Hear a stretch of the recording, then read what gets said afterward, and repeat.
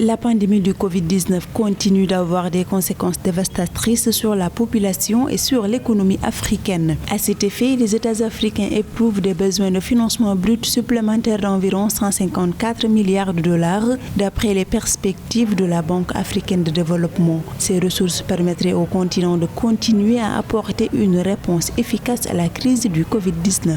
Le coût d'un plan de financement de 154 milliards est très modeste au regard des efforts que les grands pays industrialisés ont consenti pour leurs propres besoins. Il y a des mécanismes qu'on peut préconiser pour pouvoir financer ce redécollage économique par la création d'une caisse d'appurement de la dette africaine, le concept de financement mixte en combinant ressources publiques et financement privé et puis le recours au financement innovant. La pandémie de Covid-19 a causé une forte augmentation des besoins de financement public en Afrique. Dans le cadre du financement de la riposte, les pays africains ont eu recours à des mesures de relance qui ont impacté les soldes budgétaires, les besoins d'emprunt et les niveaux d'endettement. Concernant le Mozambique, le ratio dette PIB du pays a atteint 130% en 2020 en raison des effets négatifs de la crise. Les États africains ne doivent pas recourir tout azimut aux dettes pour financer leur développement. Et il y a certains organismes et certains États qui n'attendent que ça pour engloutir justement certains États défaillants. Donc il faudra se suffire de ce que nous avons dans les caisses des États et puis recourir surtout aux emprunts locaux. Avec la crise du Covid-19, la plupart des gouvernements africains sont confrontés à des arbitrages budgétaires difficiles entre les urgences sécuritaires, sanitaires et alimentaires. Cette crise a par ailleurs entraîné un repli de 2,1% du PIB réel africain en 2020 et enchaîné l'Afrique dans sa pire récession enregistrée depuis plus d'un demi-siècle en 2020.